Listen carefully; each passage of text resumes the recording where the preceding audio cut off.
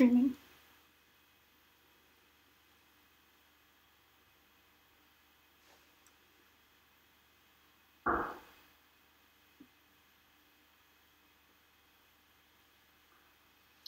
Welcome to XL Catlin Arctic Live. We're here at the UK Arctic Research Station in Jolsund on Svalbard.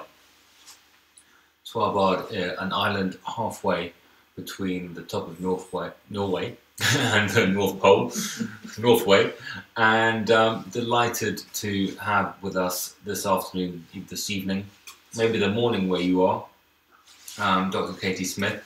Hi. And great to have you here and to talk a little bit about ocean acidification, which has been a big theme for today. That's right. And it's one of the aspects of the science programme that we're running as part of Arctic Live.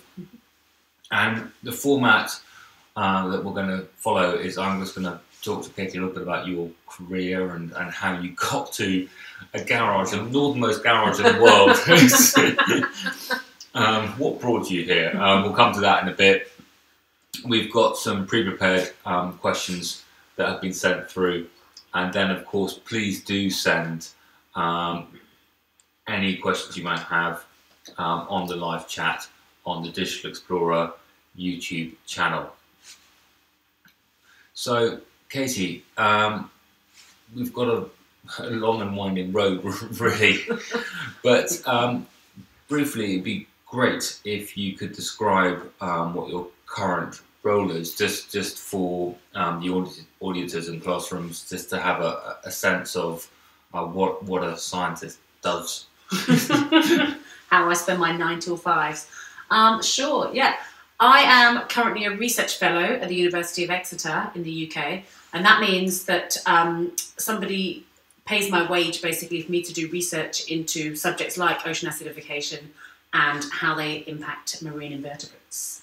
Amazing. And just a big welcome before we carry on to Speak Up English Language School from Serbia and also Bermuda High School, who are joining us this morning, this afternoon.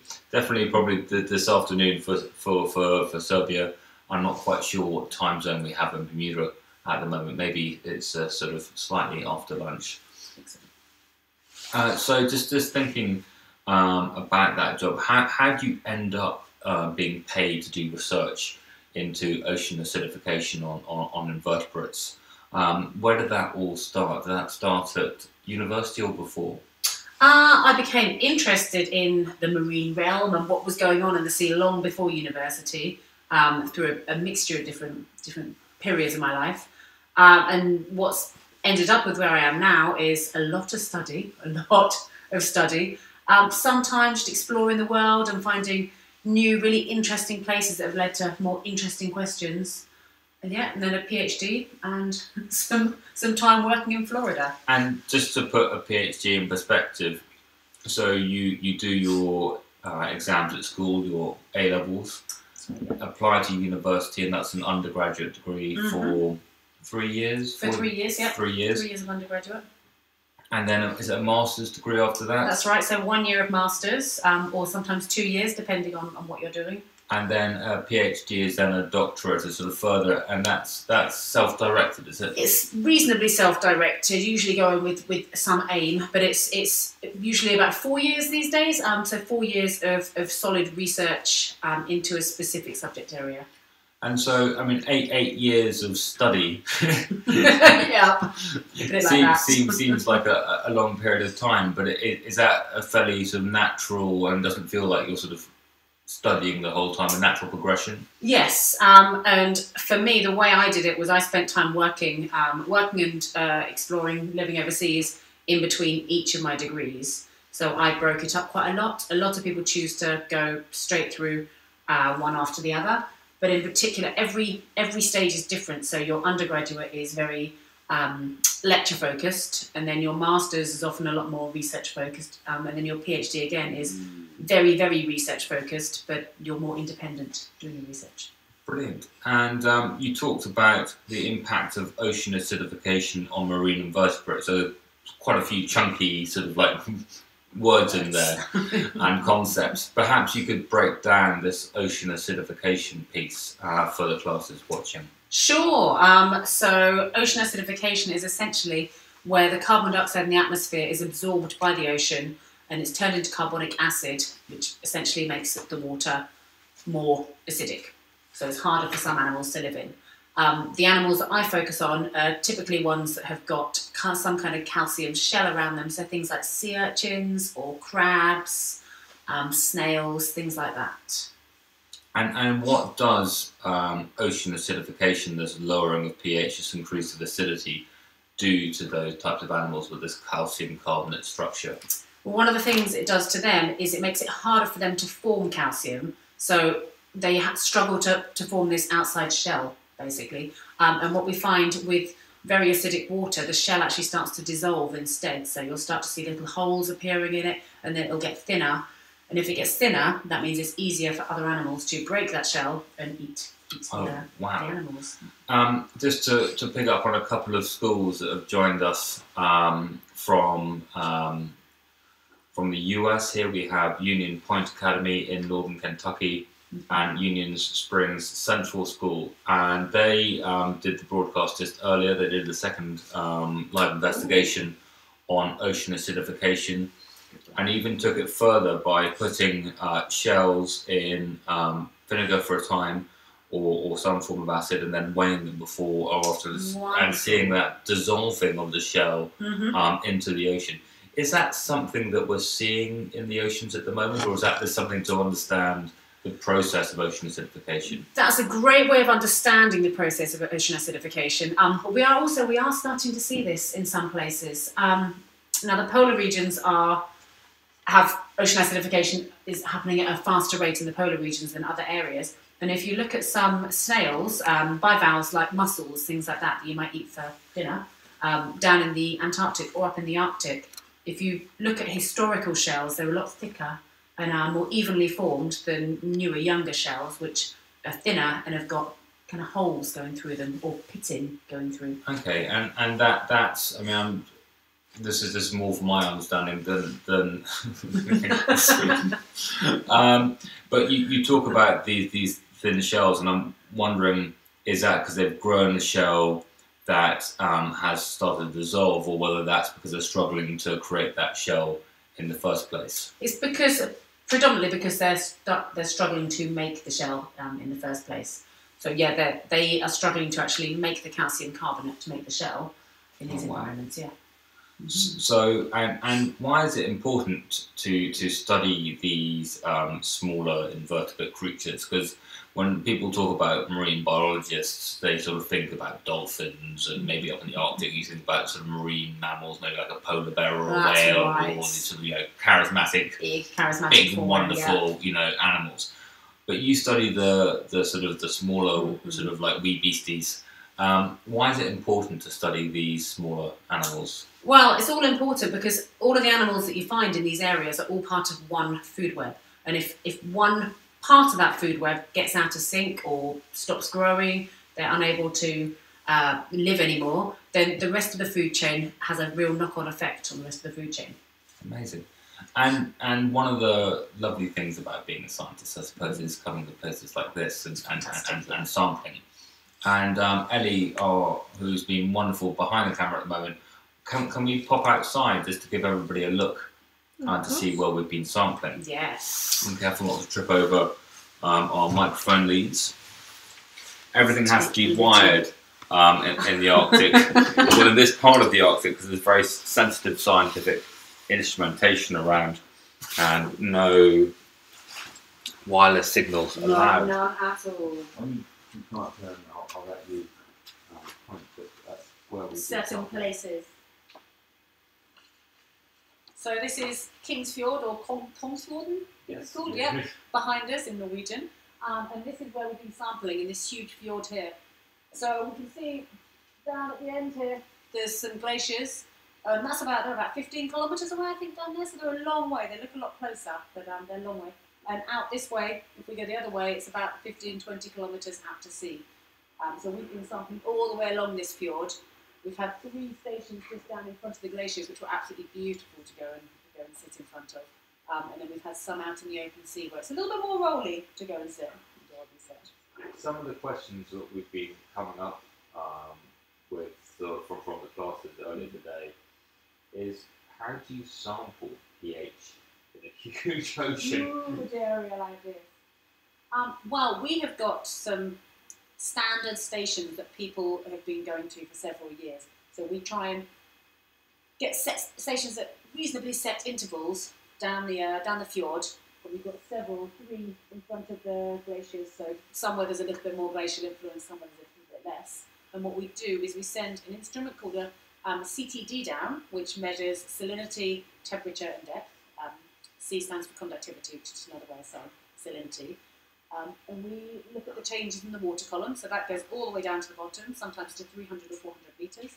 And the other thing we do is we take water samples from each depth range that we're looking at, so 25 metres, 50 metres, up at the surface, and we take those samples home and we look at exactly what the carbon dioxide content of the water is.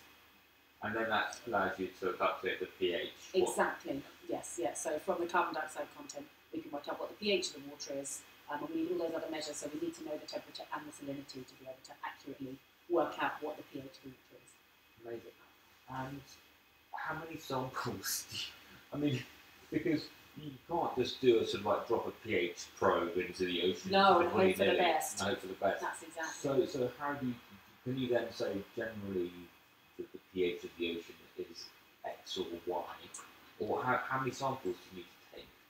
That's a great question, and it really depends on what your sampling area is as to how many you need to take.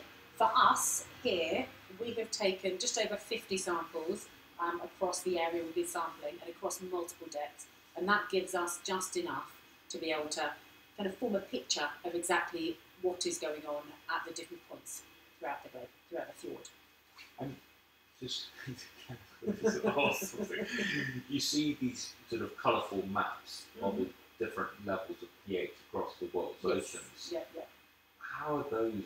Because if it takes 50 samples just to do this little bit here, exactly. I mean, how on earth do we then have these global pictures of ocean pH, and we can make claims like pH has changed from 8.2 to 8.1 over the past 250 years? Well, there's a few different things that feed into that. There's some research cruises which are going down and at constant stations throughout the entire Atlantic, for example. There's some that leave from the UK and go all the way down to the bottom of South America, and they'll every 50 miles take another pH reading to try and work out. The maps are often formed from a lot of collaborative data, so that means they'll take data from lots and lots of different scientists and put it all together to try and get a big overall picture. So we might be focusing on this area, and that data might then feed into a different project of somebody who's focusing on all of Svalbard, which might feed into a different project for somebody who's focusing on the entire world. So we do that. But the other thing we do to try and see what's happened and predict changes is we go back to the same stations. So the stations that we're visiting out here have been looked at for several decades, so we're getting a bit of a time series so we can see how the changes are occurring over time in these specific locations. Wow, so a lot of work. A lot of work, yes. And a lot of what sounds like wonderful international collaboration. Exactly, yes. That's fantastic. Yeah, that's great. And so, what's it, I mean, just to give a sense, because we talked about the science, Yeah. What does it feel like? Because you must just sort of be doing the science, dropping your Niskin bottles, getting your water samples. Yeah. But at some point you might just look up and just go, this is pretty cool. Yeah. So at some points you're looking down at the deck thinking this is not glamorous. There's absolutely nothing glamorous about what I'm doing. And then you look up and the sun is shining on these beautiful mountains all around, or you see a walrus on the ice, any of these things, there's seabirds around and seals, and you just go, wow, we are in one of the most beautiful places on the planet, and we're spoiled to be up here. So a little bit about what on earth am I doing here, Yes. messing around with bottles of water, versus wow, I'm in one of the most amazing parts of the world. Exactly, yeah. That sounds like it's a wonderful mix. Yes, it certainly is that, yeah. Should we go and see some of the questions that have been sent through? Sounds great. I'll allow you to close the door and keep out the Arctic draft. Make sure the wires. Yeah, my teeth are starting to chatter out there.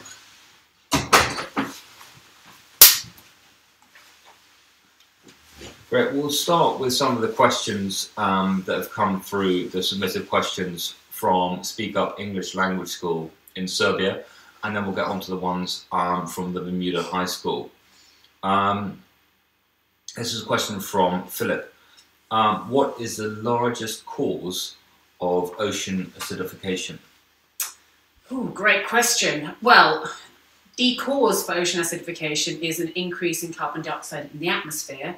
And the largest cause for that really is Western world and the activities that we're doing. So it's anything from the cars that we're driving, the amount of fossil fuels we're burning, to factories and the amount of fuel they're burning, everything that's going into the atmosphere.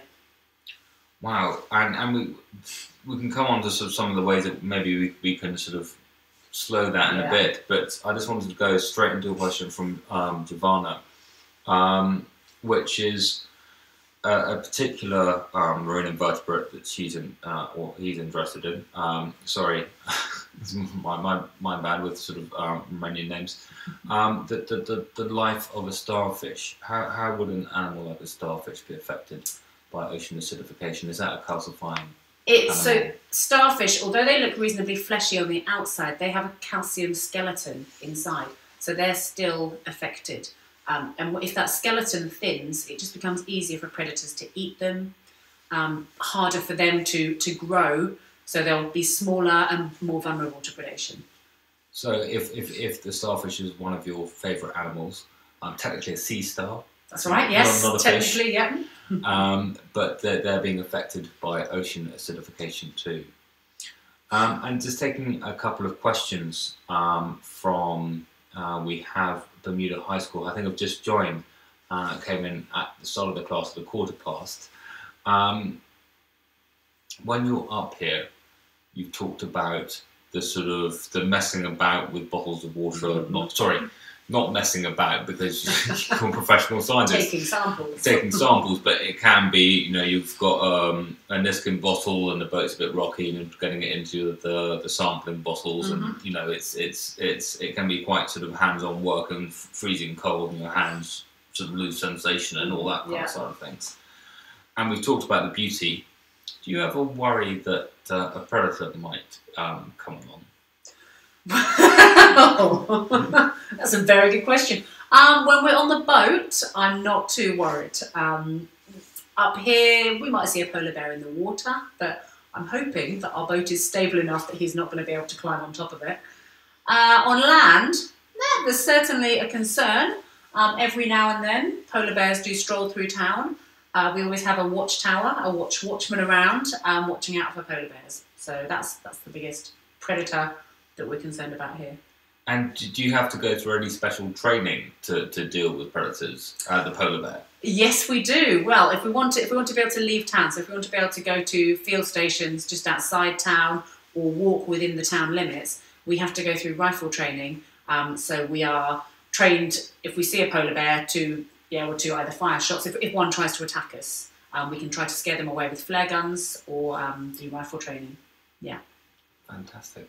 Exciting stuff. And I'm just going into the second question from the Bermuda High School, and this is going into sort of scientific method, working scientifically, and they're asking about hypotheses. Ooh. And whether we have any hypotheses for the ocean acidification work. Are there things that, you know, questions that we're asking and think, well, we think, you know, is this going to be the case? Both with maybe the water sampling and with the artificial substrate units. That's right. Yeah. We've got a lot of different hypotheses. So the work we're doing is actually is work for a huge group of people, and the samples are going off in lots of different directions, and different groups of people are going to be analysing different parts. So there's lots and lots of different hypotheses that we're interested in. But the main thing we're looking at really is we're hypothesising that we will see a difference in the acidification of the water over the long time series that we are looking at the water, essentially. So that's what we're trying to do. And is there a hypothesis on the impact of that change in ocean chemistry on some of the communities? There's a different sorts of life that you might find in the fjord. Yes, exactly. So some of these smaller animals that we find in there are called krill or lots of copepods. All of these are tiny animals that live in the water, swimming around, so in the plankton layer we call it. And these animals have a very thin calcium shell at the moment, and we're hypothesising that as ocean acidification increases here, their shell is going to get thinner and thinner, and we'll start seeing a real effect of them having problems developing any shell at all. Wow. Yeah, crazy stuff.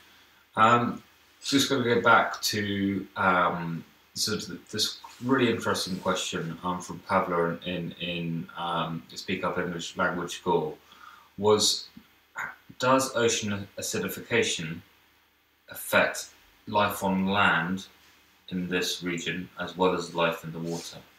It's a great question. Ocean acidification specifically, well, yes, it does, because again, all the animals on land are to do with the same food web as the animals in the water. So as soon as animals in the water are impacted, that all stems onto animals on land, and they're suffering as well. For example, the polar bears will eat fish eat the krill.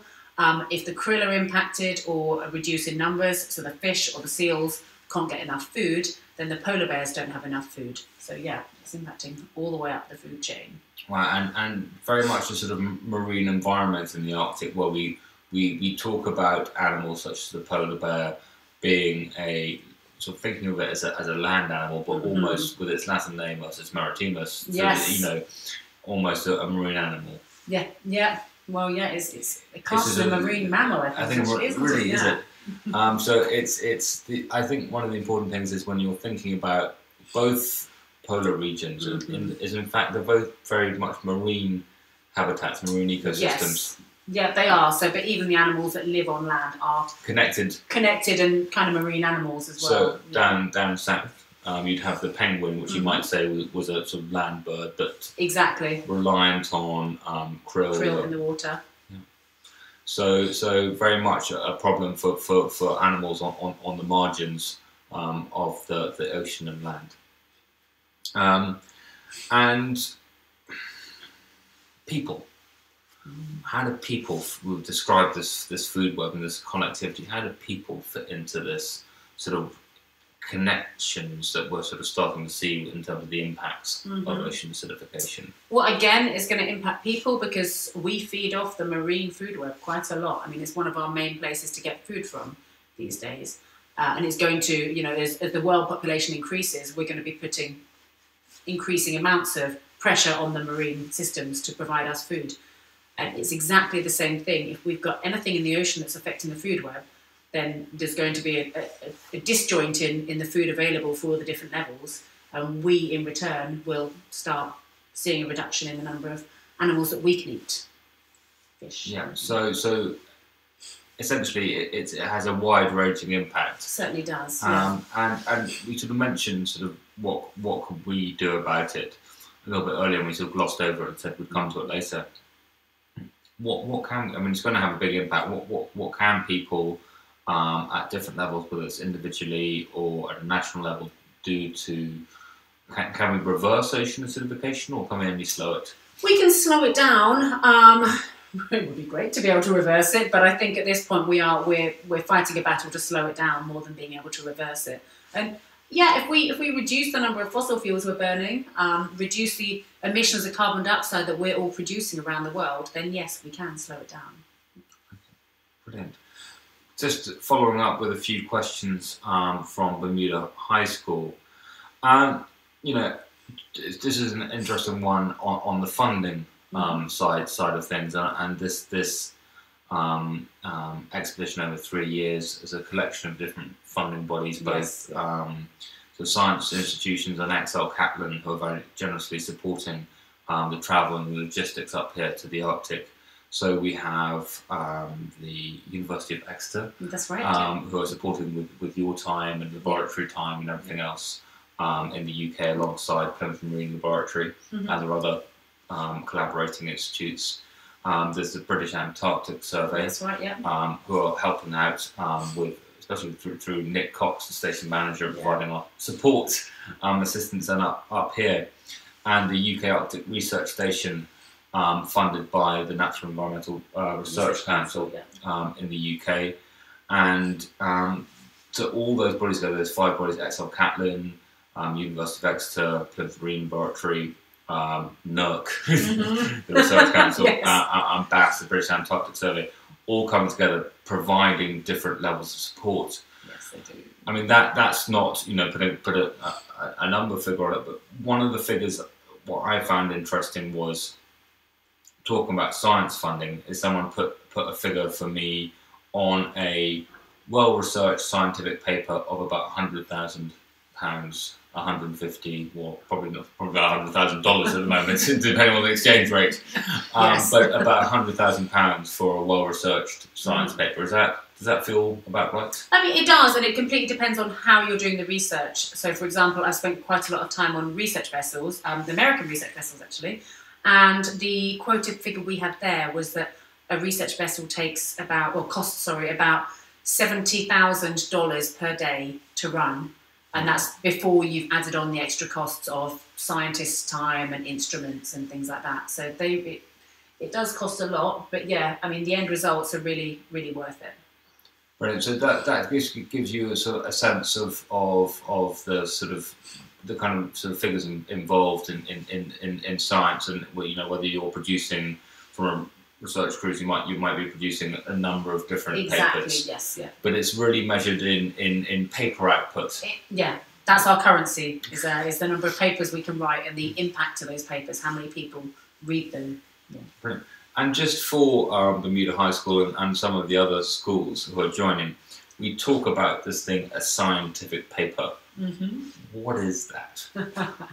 A scientific paper is essentially, we come out to places like this and we do our research, and then we take our research home and we analyse what all our data says. Now, we mentioned earlier hypotheses, so we always base a paper on a hypothesis, and then we look at the research we've done based on the same hypotheses.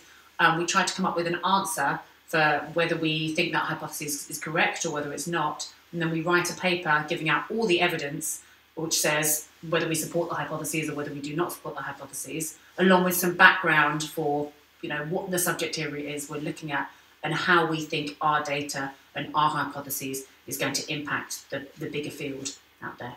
And is that 8-10 pages of A4 or something like that? What also a book? I mean, what are we talking here? Typically, your standard research paper is about 8 to 10 pages, yes, of A4. Quite small print, usually a few diagrams and things inside it, but yeah, about 8 to 10 pages. And how many months worth of work does that kind of represent? A good paper represents often a year's worth of work. Wow. A lot. A year's worth of work into 8 to 10 pages. Yes, that's right. Condense it all down. And then where does that go? Do you just type it up on your computer and email it to people, or is there a special process for sharing that with your colleagues and with other scientists around the world? Yes, exactly. So what we do, we apply to different journals. So just like your books are published by different publishers, we have different publishers that focus just on scientific journals. And they're kind of ranked. You'll get your really high-flying ones like Science and Nature, and then you get your much lower-level papers. And you look at your data and try and decide how valuable it's going to be to the scientific community. And then you approach these journals, send them your paper, and they will send them out for other scientists in your field to have a look at. And if those scientists in your field agree that your data is really worthwhile publishing in that journal, then bingo, in it is. Fantastic. And so we've talked a little bit about the amount of time it takes that year. Mm-hmm. How much time is actually then spent in the field? This is what we call being someone like the field. That's right, in the field. Well, in the field or running experiments of that year. Yeah. Again, it varies with what you're doing. I work in the Antarctic as well as the Arctic, and last time I went down there, I was down there for 2 months solidly. The data we collected took a team of people about 8 months to then analyse in the lab. If I'm doing lab-based stuff, I might be doing 4 months worth of solid experiments continuously. Yeah. And then for us on Arctic Live with the science that we're doing, we've got 3 sets of 2 weeks. That's right. In the Arctic. Yeah, over several years. Over several years. So just the question was, over the 3-year period, what would be your longest continuous time spent in the Arctic? 2-3 weeks. Yes, give or take 2 or 3 weeks. Thank you very much for that. And the last question from Bermuda High School. personal hygiene in the polar regions. Discuss. Discuss. Well, we have showers, we have hot running water, so personal hygiene is not too much of an issue for us. But we're very lucky that we're working at a research station where all these facilities are available. If we're up here for long times, there's washing machines, just like you find at home, so we can wash our clothes and try to keep clean, at least. Yeah, yeah. I've managed to spend time away from washing machines for several weeks, and so I think it's a luxury. It was a luxury. So that took me a good 3 bars to wash off all the dirt and smell after several weeks on the ice. Yeah. And that can happen, and I mean the fortunate thing is that the rest of your team's going through exactly the same thing, so usually you can't smell each other. And if it's cold, it smells less. Yes, as well. it does. So don't warm up. Yeah. A scientist who hasn't had a shower for a month time. or so. Yeah. And well, I mean we're very, very lucky here, and one of the reasons why this international science village is where it is that we have some high pressure meltwater coming off a glacier that doesn't freeze. Yes. And so we have a relatively abundant source of fresh water. But that doesn't mean that you can just have a 10-minute shower every morning. It's really keeping the limits on that and using carefully what we do have. Yes, exactly. Yeah, so we do still try and preserve the water that is here. So everyone can have showers. And just out of interest, Where's this going? Where's this going? Navy showers. I mean, where have you come across the term Navy shower? The very short. Very short. You sort of have 10 seconds on off. Yeah, to get the soap on, and then 10 seconds to rinse off sort of at the other end. I mean, I'm thinking really because in the news in the UK, certainly for the past few months, has been this issue of Cape Town running out of water, right? Yes. And whether this is going to become a more of a part of everyday life as we put more of a pressure on our natural resources, and whether that some of the showering practices we have in the polar regions might become more common. I don't know whether you know. Well, I don't know. That's a great question, and it's going to depend on which parts of the world people live in, I guess. But yeah, I can see that becoming more common. I challenge you all at home to try a Navy shower and see how clean you feel afterwards. What's that? So 15 seconds of water to put your soap on. That's right. Or to wet yourself. Then you've got as long as you like with the water off. Yeah, water off. The key word there. To wash yourself. Yeah. And then you've got about 15 seconds at the end just to rinse all the soap off. That's right. And any soap you don't rinse off, you just need to towel off instead.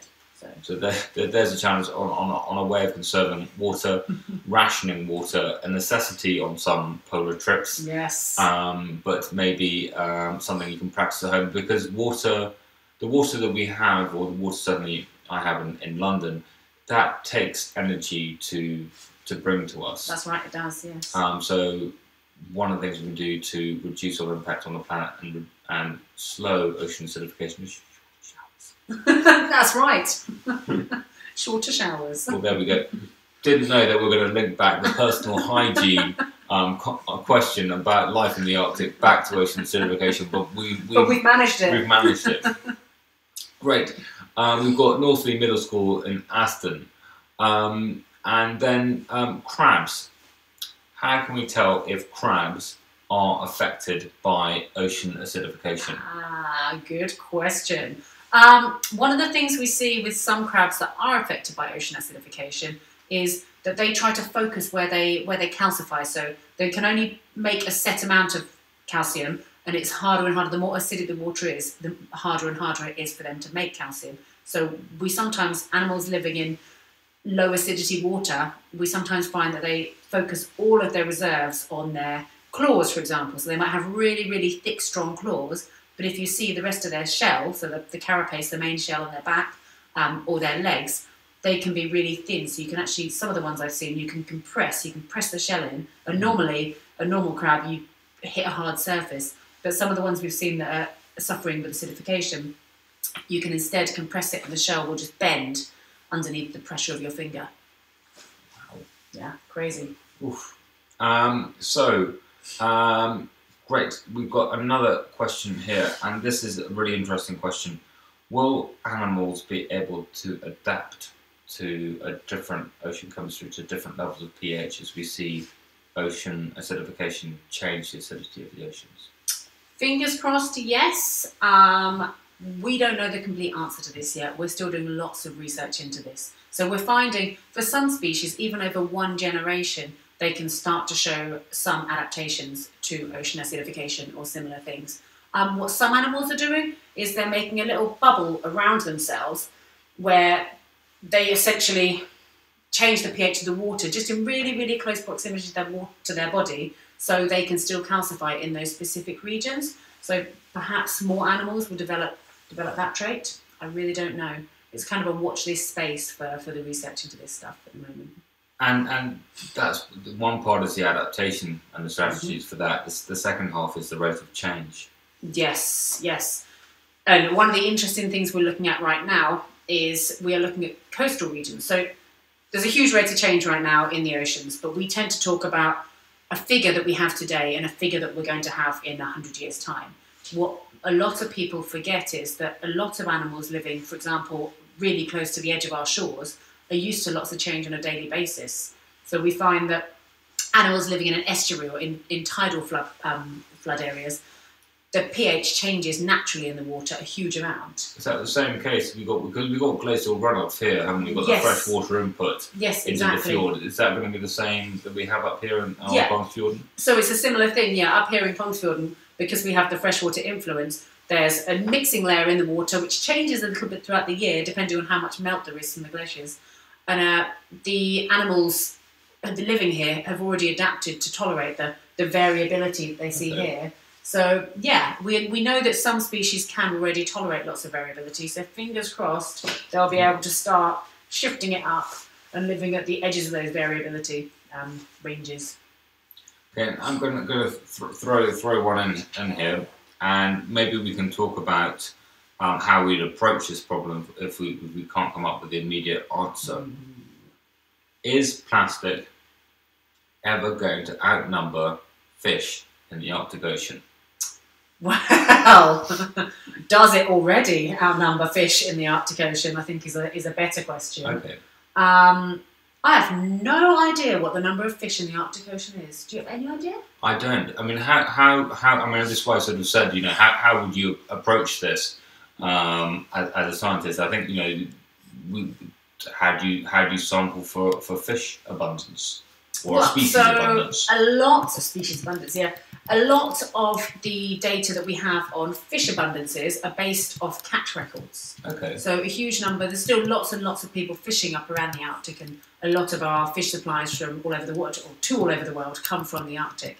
So typically, we'll look at how catch numbers have changed year by year, and that gives us a really good idea of how the populations of fish are changing, and roughly how many there are in different areas of the Arctic Ocean. Now, if we compare that to plastics, we're out here today, for the last week, and hopefully tomorrow as well, collecting samples for microplastics just to see if we can get a handle now on what the numbers of pieces of microplastics are in the water out here. And if we link the two together, then we should start to get some kind of picture as to where the numbers are higher. Fish. Because when we talk about plastics, and this is one of the difficult things, but we don't know whether it's in the surface water, or the water column, or the sediment, or the animals, or everywhere. So It's a really difficult question to answer.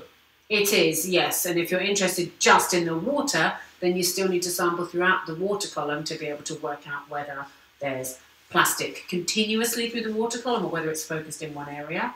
But then we've got, as you said, no idea whether it's dropping out into the sediment underneath and whether it's concentrated there. And the other thing I've noticed, I came up trawling for plastics with you at the weekend, and we're discussing these numbers. We're discussing things like 40 microns and 200 microns and these micron numbers. So this was referring, I think, to the nets. But what does that mean for the size of plastic that we're actually looking at here? What we're finding, if you think the plastic that you might see around your shores or where you're living, is often quite large pieces. There'll be smaller pieces as well, but there's quite large pieces in the water. Now, what we find up here is that a lot of the plastic has been in the ocean for a long time. So it's had the opportunity to break down into lots of very small pieces of plastic. Now that means up here, when we're sampling, we're looking for really, really tiny pieces of plastic that are fractions of a centimetre or fractions of a millimetre, really, because that's what we expect to find up here. So we've got this millimetre, and then this 1/1000th of that millimetre is a micron. That's right. And we're using a net that has gaps which are 40 micron. 40 micron, yes. So what we're hoping that the particles we're finding are bigger than 40 microns. That's right. That's all we're going to find if we have a net mesh that size. Yeah. But even going up to 200 microns, maybe too wide a mesh. Up here, yes, we think that up 200 microns might be too wide a mesh, so 1/5 of a millimetre. Wow. Yeah, a lot of the plastics are much smaller than that. Because I think, just on the plastics piece, we've had questions from some schools, have you seen plastics in your samples? Which, to be honest, for example, around the UK shore, if we go and trawl for plastics, we can usually see them. We can shake the bottle that we've just sampled, we can see the plastics because they're quite large pieces. But around here, they're so tiny, they're not visible to the naked eye. So we don't yet know what we've found, and we won't until we take all of our samples home and actually look at them under a high-powered microscope, and then we'll be able to see what exactly we've got. So, I've got a question about swimming. Oh, chilly. And not swimming out here, because Okay. that would just be a bit bonkers. It would, yes. But about pollution and swimming. Will the oceans become too polluted to swim in? We're talking a lot about negative impacts that humans are having on the ocean. Does that mean we can't go to the beach and have a dip? No, not at all. And I think because of the amount of media and things that's coming up about this, people are really, really starting to become aware about problems like microplastics. So people are really changing their views, and there's so many beach cleans going on around the world and so many people trying to reduce the amount of plastic. To be honest, people say, or I think the statistics say now, that you're more likely to breathe in generally, just living, more plastic than you would if you went swimming in the ocean. Because, one of the success stories maybe is that more and more beaches, certainly around the UK, exactly. have become cleaner and more suitable for swimming over the years. That's right. Yes, they've become a lot cleaner. And I think the same can be said for the US and for a lot of other countries. As we've changed our views, the water around the beaches have become cleaner, and the beaches themselves have become cleaner too. Amazing. So a positive story that if we do take action, exactly, we can have that positive impact on the marine environment. Yes, we certainly can. Just a quick question, because I know that we're coming to the end, very sadly to the end of our chat today. But this is from Dr. Smith, who's interested in where you... to Dr. Smith, sorry, thank you. Sorry, that of course. Where did you study in Florida? I worked in a place called Melbourne, so just south of Cape Canaveral, in a university called Florida Institute of Technology. Fantastic. And what was the focus of your studies there? The focus of my study there was to try and understand how climate change is impacting king crabs in the Antarctic, so the opposite pole. And there, basically, because the water's getting warmer, it's allowing predators like king crabs to increase in number and move further south to areas which have not really had crabs or other predators living there for a long, long time, millions of years. Wow. Yeah, well, crazy. thank you so much for joining us on Arctic Live. Thank you for having me. And for sharing that sort of wealth of experience you have from pole to pole. Quite literally, yes. It's been really wonderful talking to you, learning more about ocean acidification, thinking more about what we can do to sort of slow this process. And we have one more session today. We have an Ask Me Anything and Open Q&A. And then tomorrow on Arctic Live, we're focused on plastics and plastic sampling. We have a live investigation, both for the European and North American time zones. And that is looking at how do you sample for microplastics in sea ice. Now, we've had pretty rubbish sea ice here. It's a bit slushy, but a very good paper came out recently looking at sampling for sea ice further north from here. We have Nick Scott, who's a master's student at the University of Exeter, who will be sharing his experience of being at the start of his career in marine science, and we will also have 2 open Q&As, Ask Me Anythings, live from the Arctic Research Station here in Jollasund. So thank you so much for being part of XL Kaplan Arctic Live this afternoon, this evening here in the Arctic, and it's goodbye from us. Bye-bye. Bye.